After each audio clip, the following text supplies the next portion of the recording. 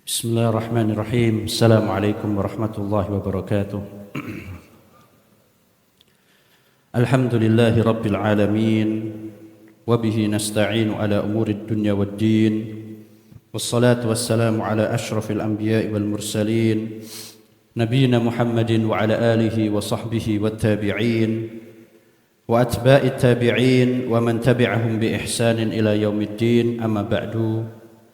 Kaum muslimin yang dimuliakan Allah Subhanahu wa taala. Insyaallah pada pagi hari ini kita akan lanjutkan kembali kajian kitab Umdatul Ahkam yang berisi hadis-hadis yang berkaitan tentang hukum karya Al-Imam Abdul Ghani bin Abdul Wahid Al-Maqdisi rahimahullah, yang mana kita masih berada dalam kitab salat. Jadi kalau kita perhatikan jamaah dirahmati Allah, hampir sepertiga hadis yang ada di kitab yang kita bahas ini isinya tentang sholat para jamaah. Ini menunjukkan bahwasanya perhatian sahabat tentang sholat itu sangat besar sekali. Bahkan sampai tentang zikir-zikirnya, kemudian sunnah-sunnahnya, adab-adabnya diriwayatkan oleh para sahabat. Ini menunjukkan bahwasanya sholat punya porsi yang sangat besar dalam syariat Islam. Baik, insyaallah kita baca hadisnya. Qala al-musannif rahimahullahu taala, berkata penulis semoga Allah merahmatinya, al-haditsu ats-tsani wal khamsun, hadis yang ke-52. An Abdullah bin Abbas radhiyallahu anhuma qala, dari Abdullah bin Abbas semoga Allah meridhai keduanya, yaitu Abdullah dan bapaknya. Beliau berkata, syahida indi rijalun mardiyun, telah mengabarkan kepadaku orang-orang yang mereka diridhoi. Maksudnya diridhoi oleh siapa? Allah Subhanahu wa taala. Siapa itu? Sahabat. Sahabat adalah satu-satunya orang, satu-satunya kelompok, satu-satunya generasi yang sama Allah sudah dikasih rekomendasi radhiyallahu anhu. Makanya kalau mungkin ada sebagian jamaah yang bertanya, kenapa sih kok kita dikit-dikit harus ikut sahabat? Kenapa sedikit-sedikit kita harus beragama seperti agamanya sahabat? Maka salah satu jawabannya adalah karena mereka sudah dikasih rekomendasi oleh Allah. Sahabat sudah dikasih rekomendasi oleh Allah Subhanahu wa taala. Beda sama selain mereka masih belum tahu apakah sama Allah diridhoi atau tidak, masih belum tahu. Tapi sahabat semuanya sudah diridhoi oleh Allah Subhanahu wa taala. Itu alasan kenapa kok kita beragama seperti cara beragamanya sahabat. Wa ardahum indi Umar, dan orang yang paling aku percayai dari seluruh yang ngabarin kepadaku hadis ini adalah Umar bin Khattab radhiyallahu anhu.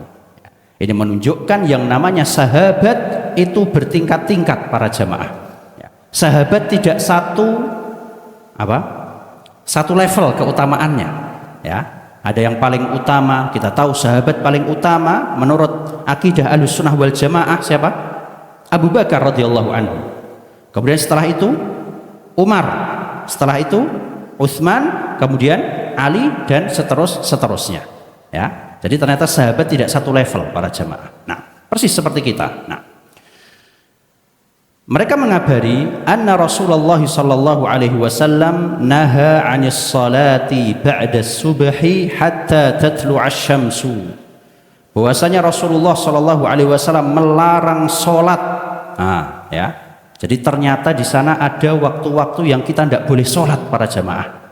Secara asal sholat diperintahkan kapanpun dan dimanapun. Tapi ternyata ada beberapa waktu yang dikecualikan. Kita kalau dengan sengaja sholat, yang pertama sholatnya tidak diterima, yang kedua dosa. Udah capek-capek malah tidak diterima. Ini pentingnya kita mengetahui waktu-waktu yang dilarang sholat. Bahwasanya Rasulullah SAW melarang sholat ba'da subhi. Ba'da subuh di sini artinya adalah setelah masuk waktu subuh, bukan setelah subuh para jamaah. Ya, ini harap diperhatikan ya, karena terkadang kita dapati ada sebagian jamaah setelah dia melakukan sholat qobliyah, ya, dia lihat, qomatnya masih lama nih, ya, tak manfaatkanlah untuk apa? Sholat sunnah mutlak. Ya.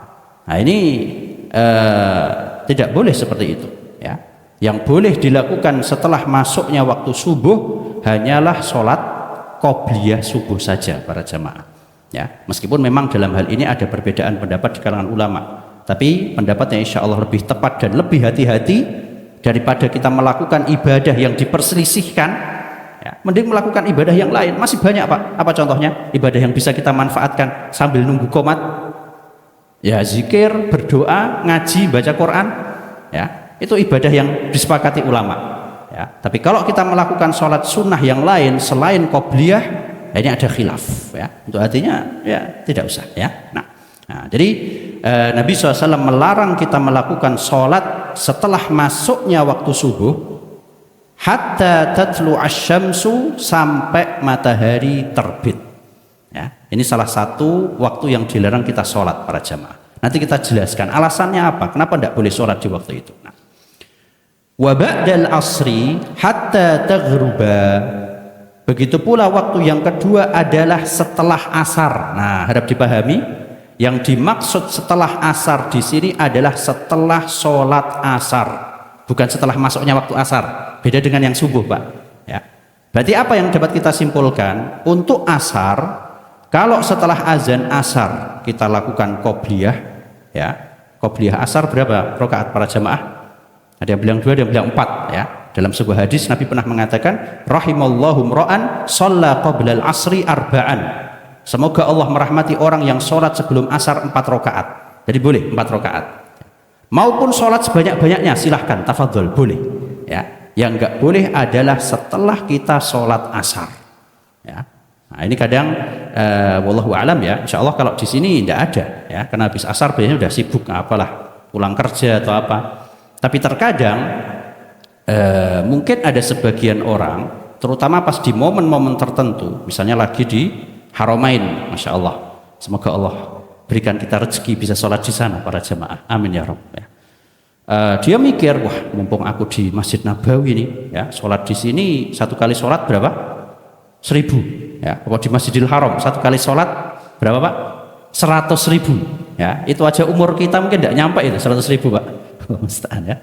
Nah, dia saking kebawa perasaan, wah daripada bengong nih badal asar, balik ke hotel juga jauh, nunggu maghrib masih lama, wis mending tak manfaatkan untuk sholat sunnah. Nah, maka kita katakan kalau sudah selesai sholat asar maka tidak boleh sholat sunnah sampai apa? Maghrib. Ya. Nah, ini waktu yang lain yang dilarang kita melakukan sholat. Hadis ini sahih riwayat Imam Bukhari dan Muslim. Baik. Hadis yang selanjutnya ini satu makna ya, kita baca. Al haditsus tsalits wal khamsun, hadis yang ke-53. An Abi Sa'id Al-Khudri radhiyallahu anhu, dari Abu Sa'id Al-Khudri semoga Allah meridhoinya, an Rasulillah sallallahu alaihi wasallam qala, dari Rasulullah sallallahu alaihi wasallam beliau bersabda, la salata ba'da subhi, tidak ada salat setelah subuh. Maksudnya setelah subuh di sini setelah masuk subuh atau setelah salat subuh? Setelah masuk waktu salat subuh. Tidak boleh salat sunnah sama sekali kecuali qobliyah tok ya. Hatta tartafi asyamsu, sampai matahari meninggi ya. Disebutkan oleh para ulama minimal 5 menit ya. Jadi kalau ada jamaah yang buru-buru nih, udah bunyi misalnya syuruknya udah bunyi ya, kemudian wah nunggu 15 menit kelamaan nih setelah mau masuk kantor misalnya, tidak apa-apa, nunggu 5 menit aja Pak, yang penting tidak pas syuruk, jangan pas syuruk ya. Jadi nunggu 5 menit itu paling minimal, batas minimal. Yang lebih bagus 10 menit. Yang paling bagus adalah berapa? 15 menit.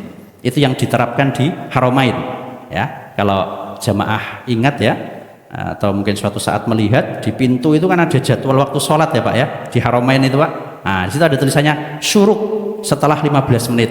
Nah, itu yang paling hati-hati memang 15 menit ya. Nah, wala salata ba'dal asri, Begitu pula tidak ada sholat setelah asar hatta taghibas syamsu, sampai matahari terbenam. Hadis ini sahih riwayat Imam Bukhari dan Muslim. Kaum muslimin yang dimuliakan Allah Subhanahu wa taala, para ulama menyebutkan bahwasanya waktu kita dilarang sholat, ya, waktu yang terlarang untuk kita melakukan sholat ada berapa para jemaah? Ada 5. Ya, ada 5 ternyata Pak. Sebenarnya kalau di secara umum 3 tok, ya. Jadi kalau mau kita sebutkan ya, 3 itu dari subuh sampai syuruk, meninggi matahari. Yang nomor 2 adalah ketika matahari berada di atas kita pas, ya. Ini pas apa? Sekitar 2 menit sebelum zuhur lah. Sedikit, waktunya dikit banget ya. Kemudian yang ketiga adalah setelah asar sampai terbenam. Jadi kalau disimpulkan sebenarnya 3. Tapi kalau mau kita rinci maka total ada 5 para jamaah. Ya, coba kita rinci ya. Yang pertama adalah setelah masuknya waktu subuh sampai matahari terbit. Ya, maksudnya matahari terbit ini sudah keluar sedikit Pak. Ini menandakan waktu subuh sudah selesai ya. Ini bedanya waktu subuh sama waktu maghrib. Kalau waktu maghrib mataharinya apa? Harus benar-benar tenggelam. Tidak boleh cuma tenggelam sedikit tok. Ya, mataharinya sudah tenggelam, ayo iftar, buka puasa, tidak boleh. Harus semuanya. Ya. Tapi kalau berakhirnya waktu subuh sedikit saja sudah keluar, sholat subuhnya apa? Sudah habis waktunya.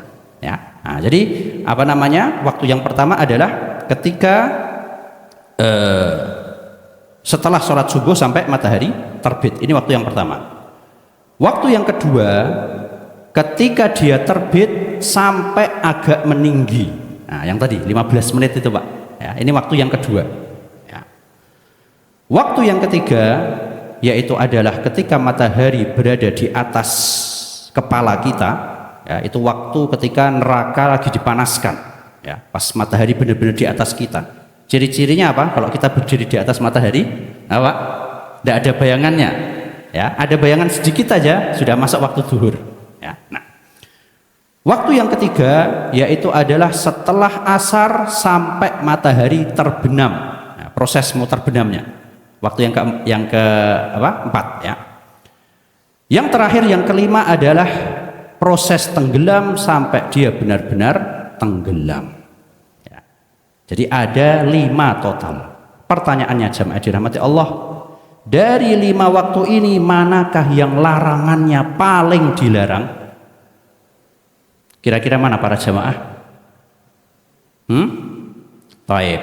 Yang paling dilarang ada 2. Yang pertama adalah ketika proses naiknya matahari. Ini yang pertama Pak. Ya. Yang kedua adalah yang pas proses naik matahari, berarti nomor berapa tadi? Nomor 2. Ya, pas proses naik tingginya matahari. Yang kedua adalah pas proses tenggelamnya matahari. Nomor berapa itu tadi? 5 terakhir. Jadi yang nomor 2 dan nomor 5 itu yang paling dilarang. Kenapa kira-kira alasannya? Ya, karena itu adalah waktu orang-orang musyrik beribadah.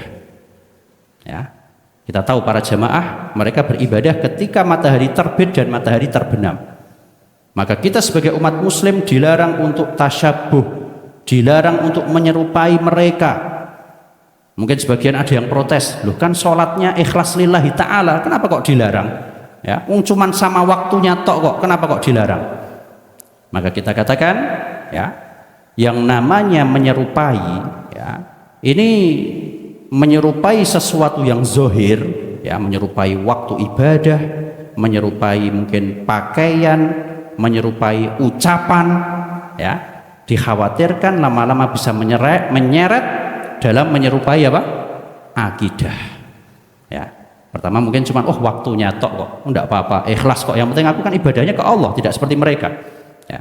Nanti menyerupai ucapan misalnya, wes selamat begini dan begitu, ya. Lama-lama apa? Pakaian dan sebagainya. Ya, nanti khawatir lama-lama, kok menarik juga ya. Nauzubillah min dzalik, ya. Nah, jadi itulah alasan atau salah satu alasan kenapa kita dilarang sholat di waktu-waktu yang terlarang tersebut. Wallahu a'lam.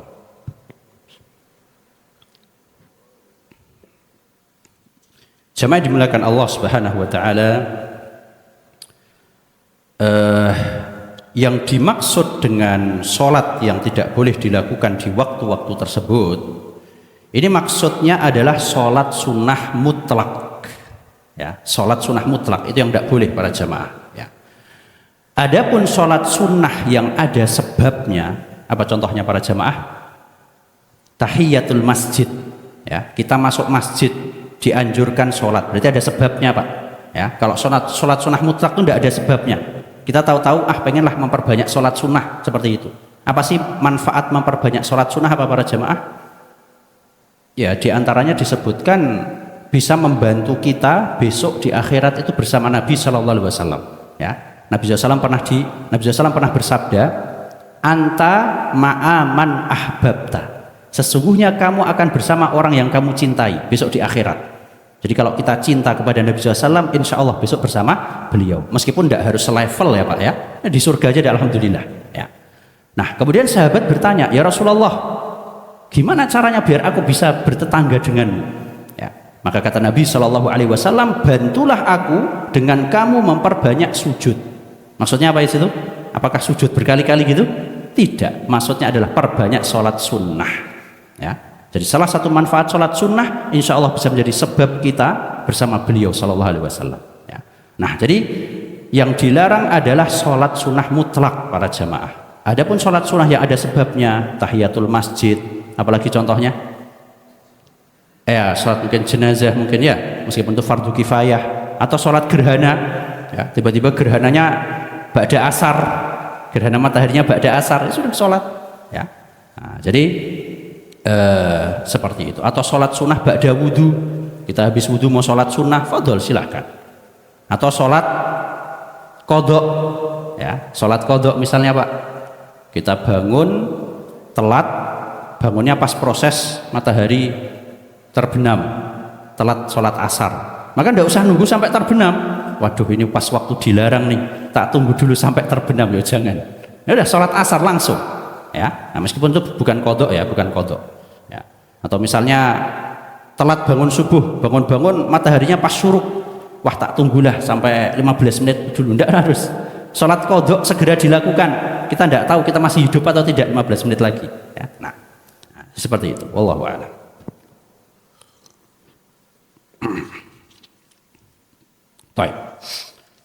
Kemudian selanjutnya al-hadithur rabi' wal khamsun, hadis yang ke-54, an Jabir bin Abdullah radhiyallahu anhuma, dari Jabir bin Abdullah semoga Allah meridhai keduanya, anna Umar bin al-Khattab radhiyallahu anhu jaa yaumal khandaq ba'dama gharabatis syamsu, bahwasanya Umar bin Khattab pernah datang pada perang Khandaq, perang parit, setelah matahari terbenam, ya. Ini benar-benar perang Khandaq ini perang yang sangat menyibukkan kaum muslimin, bahkan sampai-sampai Nabi SAW lupa sholat asar saking sibuknya, ya. Kita sibuk scrolling HP Pak, ya. Nabi sibuk apa? Jihad, ya. Nah, baik. Faja'ala yasubbu kuffara Quraisyin, maka Umar pun mulai mencela orang-orang kafir Quraisy, ya, menyebabkan telat sholat, ya, perang. Waqala, maka beliau pun mengatakan, Umar mengatakan, ya Rasulullah, wahai Rasulullah, ma kitu usallil asra hatta kadatis syamsu taghrub, hampir-hampir aku belum sholat asar matahari sudah mau terbenam, ya. Saking sibuknya ngurusi jihad ini. Ini mungkin sebelum disyariatkannya sholat khauf para jamaah, ya. Sholat khauf itu sholat dalam keadaan genting, ya, dan tidak mesti dalam keadaan perang, ya. Dalam keadaan mungkin mencekam ketika bencana, ya. Semoga Allah mudahkan urusan saudara-saudara kita, ya. Nah ini tidak apa-apa sholat dalam keadaan apapun, ya. Keadaan bajunya kotor, dalam keadaan mungkin sambil berlari, kalau memang mengharuskan seperti itu, na'udzubillah min dzalik, ya.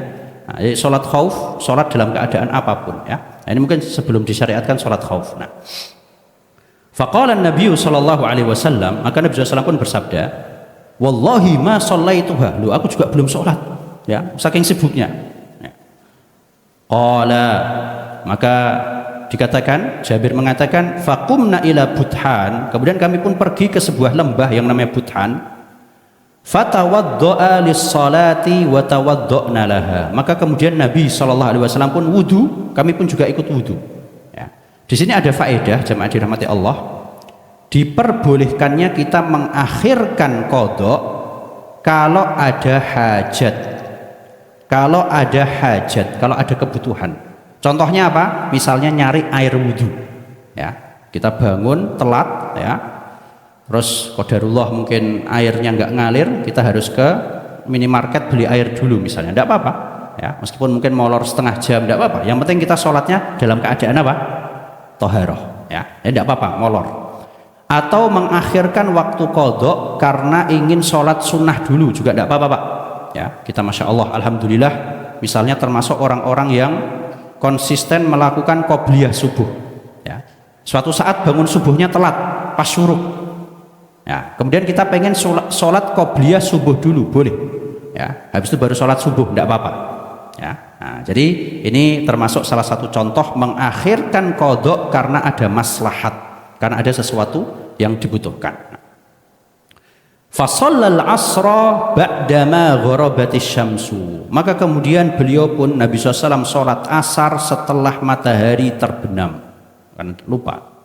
Thumma shalla ba'dahal maghrib, kemudian setelah itu sholat maghrib. Dari sini dapat kita simpulkan yang namanya sholat itu harus urut, ya, meskipun ketika mengqadha tetap harus urut, ya. Jangan mentang-mentang, sudah masuk maghrib nih, ayo kita sholat maghrib dulu, padahal belum asaran, tidak boleh, ya. Sholat asar dulu, habis itu baru maghrib, harus urut para jemaah. Nah, hadis ini sahih riwayat Imam Bukhari dan Muslim.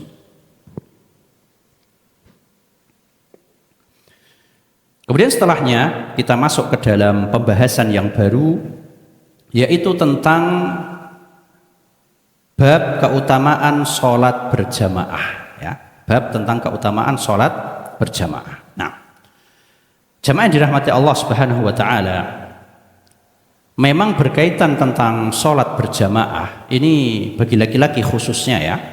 Di sana memang ada perbedaan pendapat di kalangan ulama, ya. Sebagian ulama mengatakan wajib bagi laki-laki, wajib, ya. Sebagian lain mengatakan sunnah, ya.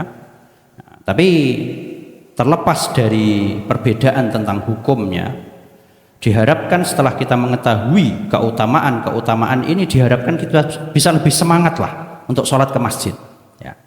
Kita bisa lihat bagaimana orang-orang yang mereka pengen berjamaah di masjid, tapi karena kondisi akhirnya tidak memungkinkan, entah karena kesehatan, entah karena ya seperti yang dialami oleh sebagian saudara kita, masjidnya tidak bisa dipakai dan sebagainya, ya. Maka mumpung kita sama Allah dikasih kesehatan, mumpung kita sama Allah dikasih keimanan, mumpung sama Allah kita dikasih kenyamanan, syukurilah dengan cara memanfaatkan masjid untuk sholat, ya. Nah, baik, kita baca hadisnya. Al hadithul khamis wal khamsun, hadis yang ke-55. An Abdullah bin Umar radhiyallahu anhuma, dari sahabat yang mulia Abdullah bin Umar, semoga Allah meridhai keduanya. Anna Rasulullah sallallahu alaihi wasallam qala, bahwasanya Rasulullah sallallahu alaihi wasallam bersabda, salatul jama'ati afdalu min salatil fadzi, salat berjamaah lebih afdol daripada salat sendirian, bi sab'in wa ishrina darajah, yaitu sebanyak 27 derajat, ya. Kita salat subuh di rumah pahalanya 1, ya, maksudnya ditulis 1. Kita sholat di masjid dilipat gandakan jadi 27 berjamaah di masjid, ya. Ini perbedaan yang sangat signifikan para jamaah, ya. Ini baru satu sholat, Pak, ya. Coba dikalikan sehari, dikalikan 5, ya, dikalikan sebulan, dikalikan setahun, ya. Sudah berapa jauh jaraknya orang yang sholat di rumah dengan yang di masjid, ya. Nah, jadi ini merupakan salah satu keutamaan sholat berjamaah. Hadis ini sahih riwayat Imam Bukhari dan Muslim. Kaum muslimin yang dimuliakan Allah Subhanahu wa taala, para ulama mengatakan jamaah ada dua macam. Ya, jamaah terbagi menjadi dua.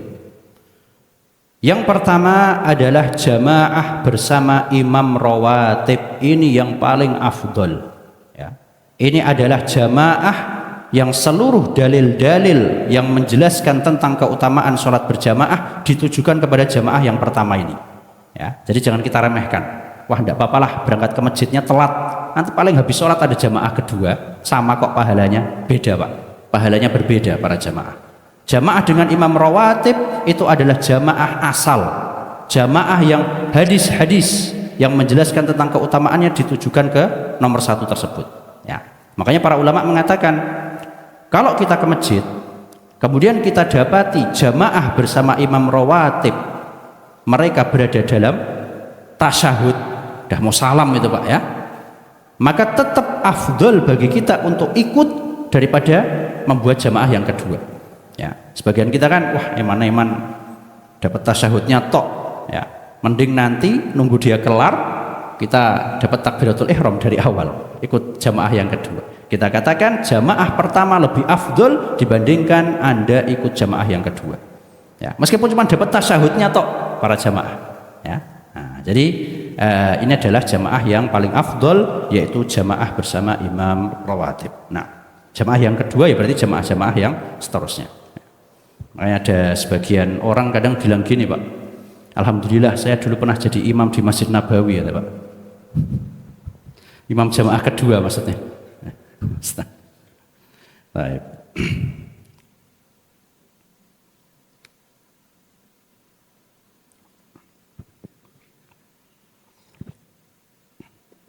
Baik. Kemudian selanjutnya, bagaimana sikap seseorang ketika dia tahu kalau ketinggalan jamaah? Ya, kadang kita bangun telat, terus lihat jam, wah ini jamaahnya udah kelar nih kayaknya di masjid ya. Baik. Yang harus dia lakukan, kalau dia merasa kira-kira kalau aku ke masjid, insya Allah akan dapat apa? Jamaah yang selanjutnya. Ya, ini kalau aku ke masjid biasanya ada jamaah yang telat-telat itu mereka buat jamaah. Maka kita katakan afdolnya Anda tetap ke masjid. Ya, karena ada jamaah yang kedua, Pak. Ya, jamaah kedua minimal dapat ya jamaah yang kedua. Yang kedua dapat keutamaan sholat di mana? Di masjid. Karena kita tahu masjid adalah tempat yang paling mulia di sisi Allah. Adapun tempat yang paling tidak disukai Allah mana? Pasar ya, pasar ini apa namanya ya, boleh ke pasar tapi jangan lupa ke masjid ya. Nah, taib, ini yang pertama. Enggak apa-apa Pak, yang penting ke masjid ya, penting ke masjid ya, ya, iya enggak apa. Taib. Kemudian kalau dia mengira ini jamaah sudah habis, aku ke masjid juga tidak ada jamaah lain, ya memang jamaahnya cuma satu tok itu, ya habis itu biasanya memang nggak ada jamaah. Maka yang dia lakukan, dia bisa sholat di rumah, syukur-syukur bisa ngajak siapa? Keluarganya berjamaah. Ya, jadi minimal dapat satu keutamaannya Pak, yaitu sholat berjamaahnya. Nah, jadi seperti itu dipertimbangkan. Oh di masjid insya Allah masih ada sih jamaah satu kedua, ya sudah apa-apa ke masjid ya. Oh sepertinya udah kelar nih dan tidak ada jamaah, udah ayo ajak istrinya, ajak anaknya sholat berjamaah di rumah ya. Nah, ini yang bisa dilakukan bagi kita yang ketinggalan sholat berjamaah. Wallahu a'lam.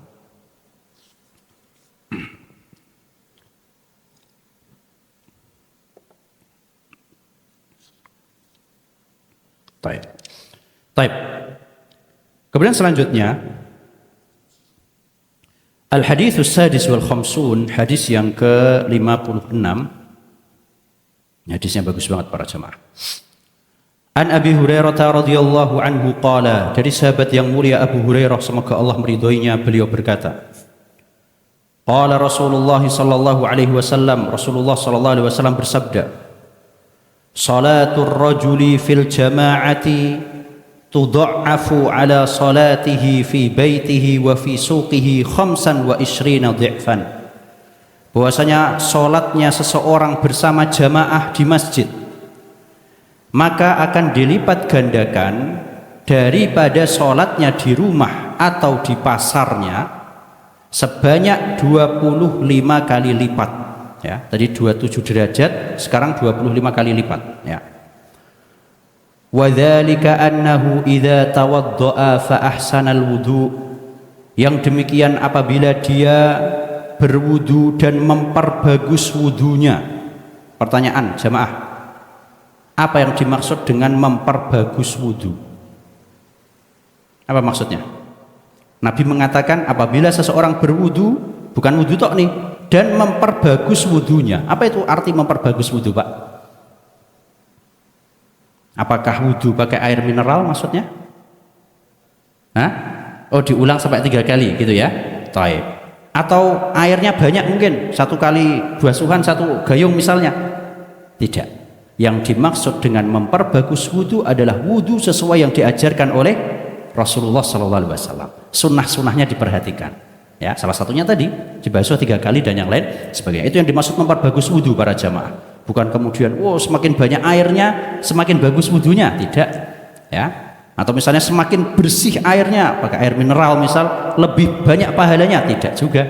Ya. Nah, jadi semakin orang sesuai sunnah itu yang semakin bagus wudunya, semakin berkualitas. Nah. Thumma kharaja ilal masjid la yukhrijuhu illa shalah. Ya. Kemudian dia keluar ke masjid dan tidaklah ada niat dalam hatinya kecuali sholat. Nah, ini perhatikan para jamaah, hal-hal ini menjadi syarat dia akan mendapatkan keutamaan yang habis ini akan disebutkan. Keutamaannya tidak main-main. Jadi yang pertama dia wudu dan wudunya diperbagus. Yang kedua dia ke masjid dan tidaklah dia niat ke masjid kecuali apa? Sholat. Dan kalau kita perhatikan jemaah dirahmati Allah, ada 2 sholat yang di situ Rasulullah SAW menjelaskan tentang keutamaan pergi di momen tersebut. Ya, ada 2 sholat Pak yang disebutkan dalam hadis. Kira-kira sholat apa para jemaah? Ya, yang pertama sholat subuh. Ya, ada hadis khususnya. Ya. Nabi SAW pernah bersabda, Basyiril masya'ina fil zulmi ilal masajid. Berikanlah kabar gembira kepada mereka yang berjalan di dalam kegelapan, ya, menuju masjid. Bin nurit tami yaumal qiyamah, dengan cahaya yang sempurna besok di hari kiamat. Ya, sholat subuh para jamaah. Ya, jadi ketika orang sholat subuh menembus kegelapan, masih gelap-gelap, masih ngantuk, tetap dipaksakan sholat ke masjid, ya, maka ganjarannya oleh Allah besok dikasih apa? Cahaya. Pas subuh gelap, besok dari kiamat dikasih apa? Cahaya. Ya. Yang kedua adalah sholat apa? Sholat Jumat. Ya, sholat Jumat Pak, yang akan kita lakukan nanti. Ya. Dalam sebuah hadis Nabi SAW pernah bersabda, Man ightasala yaumal jumu'ah. Barang siapa yang mandi pada hari Jumat. Kapan ini mandinya? Kapan mandi sholat Jumat Pak? Taib. Kayaknya pernah tak jelaskan di sini ya. Jadi waktunya itu dimulai dari terbit matahari. Ini waktu disunahkannya mandi Jumat ya. Dari terbit matahari sampai sebelum Jumatan. Ya. Memang semakin dekat ke momen Jumatan itu semakin afdol. Karena tujuan dari mandi biar apa? Seger, biar bagus, wangi, biar pas datang ini masih kelihatan seger gitu loh. Ya. Ini kalau memang memungkinkan. Tapi bagi kita yang tidak memungkinkan, ya, kerja dari pagi, istirahatnya juga mepet, ya sudah diniatkan mandi Jumatnya pas sebelum ngantor. Ya, aku niat, dan tata caranya kayak mandi besar ya. Tata caranya seperti mandi besar, niat dan yang lain sebagainya. Diniatkan mandi Jumatan sekalian, boleh. Karena waktu pertamanya dari terbit matahari ya. Nah, jadi barang siapa yang mandi pada hari Jumat dan boleh menggabungkan niat Pak. Ya, misalnya gabungkan antara mandi junub dengan mandi Jumatan, boleh sekaligus, boleh seperti itu ya. Nah, barang siapa yang mandi pada hari Jumat wa ghassala, dan dia, ya ini buat tambahan faedah aja ya, ghassala itu artinya memandikan. Apa artinya memandikan Pak? Mandikan siapa nih? Disunahkan mandikan jenazah. Ya, ya betul Pak, betul memang itu. Ya, jadi artinya apa maksudnya? Sebagian ulama berdalil dengan hadis ini dianjurkannya ya melakukan hubungan suami istri pada hari Jumat. Ya. Karena di sini disebutkan memandikan, berarti membuat dia mandi seperti itu. Ya, ada dalilnya ternyata. Wabakaro, dan dia pergi Jumatan di pagi hari segera gitu ya, biar bisa korban apa? Onta. Ya. Nah. Wabtakaro, dan dia juga mendapati khutbah dari awal. Ya, beda sama yang berangkat pagi sampai depan masjid apa di teras ngobrol. Masuknya pas khotibnya naik mimbar. Nah, ini podo wae. Ya, ke masjid ya sudah masuk nunggu khutbah ya. Wadana, dan dia mendekat ke khotib. Nah, keutamaan mendekat para jamaah ya, sebagian jamaah di belakang, di luar teras, ada keutamaannya mendekat ke khotib. Wastama'a, dan dia mendengarkan khutbah. Nah, sebagian jamaah menjadikan momen khutbah ini sebagai apa, Pak? Tidur paling nyenyak ya, Allah musta'an. Jadi tugas kita sebagai khotib juga membawakan khutbahnya, jangan yang buat tidur memang ya. Ya, sebagian khotib kan kadang baca khutbahnya yang diulang-ulang setiap tahun ya. Jamaahnya harus dua pihak, harus saling support ya. Nah. Wa ansota, dan diam ya, ketika mendengarkan khutbah diam. Kana lahu bi kulli khutwatin yakhtuha ajru sanatin siyamuha wa qiyamuha. La ilaha illallah. Ya, barang siapa yang melakukan hal ini semua, maka setiap satu langkah yang dia langkahkan menuju masjid, dia mendapatkan pahala 1 tahun puasa dan qiyamul lail. Allahu Akbar. Hah? Bisa Pak puasa 1 tahun qiyamul lail? Tidak ada yang bisa. Ya, 1 langkah tok. Ya. Dan uniknya para jemaah dirahmati Allah, biasanya hadis-hadis yang menjelaskan tentang pahala yang begitu besar, ya, pahala yang kelihatan kayak berlebih-lebihan, atau ada bilangan-bilangan tertentu, itu biasanya hadisnya kalau nggak dhaif palsu, biasanya seperti itu ciri-cirinya. Tapi hadis ini adalah satu-satunya disebut oleh para ulama salah satu hadis yang sahih yang menjelaskan pahala yang luar biasa ya, sholat Jumat para jamaah ya. Nah, ya kalau bisa jalan, kalau nggak bisa ya naik kendaraan nggak apa-apa. Nah, jadi itu 2 sholat yang menjelaskan tentang berjalan menuju masjid. Kemudian selanjutnya Nabi SAW mengatakan, jadi barang siapa yang wudhu kemudian memperbagus wudhunya, kemudian pergi ke masjid, tidaklah niat pergi kecuali ke masjid tok, ya. Maka tidak bisa dapat pahala ini orang yang ke masjid dengan niat apa? Pengen ketemuan sama teman, ya. Wes sekalianlah ketemuan sama teman, aku tak ke masjid. Ini salah, ya. Beda kalau aku mau ke masjid tujuan utamanya, tapi di sana sekalian ketemu teman, tidak apa-apa, ya. Beda sama yang aslinya dia tidak pernah ke masjid. Ya, sama temannya diajak ketemuan, yuk ketemuan di masjid habis sholat. Wah, tak ketemuan lah sekalian sholat. Nah, ini salah orang seperti ini. Bukan tujuan utama berarti sholat ke masjidnya ya. Nah, barang siapa yang melakukan seperti ini, lam yakhtu khutwatan illa rufi'at lahu biha darajah. Tidaklah dia melangkah 1 langkah kecuali dengannya Allah akan angkat 1 derajat. Wa hutta anhu biha khati'ah, dan Allah akan hapus 1 kesalahan. Subhanallah, pergi ke masjid bisa menghapuskan dosa para jamaah. Ternyata tidak cuma istighfar tok para jamaah untuk menghilangkan dosa. Nah, faida sholla, nah, ini keutamaan orang yang rumahnya dari masjid apa? Ya lumayan jauh. Ini kabar gembira bagi mereka yang rumahnya agak jauh dari masjid. Waduh capek, malas. Pahalanya jenengan semakin besar ya. Tapi jangan disengaja juga. Rumahnya samping masjid kan, wah wis biar pahalanya banyak tak muter dulu lah kompleks 1 kali misal. Nah, ini tidak boleh, itu ya berlebih-lebihan, tidak boleh dalam Islam ya.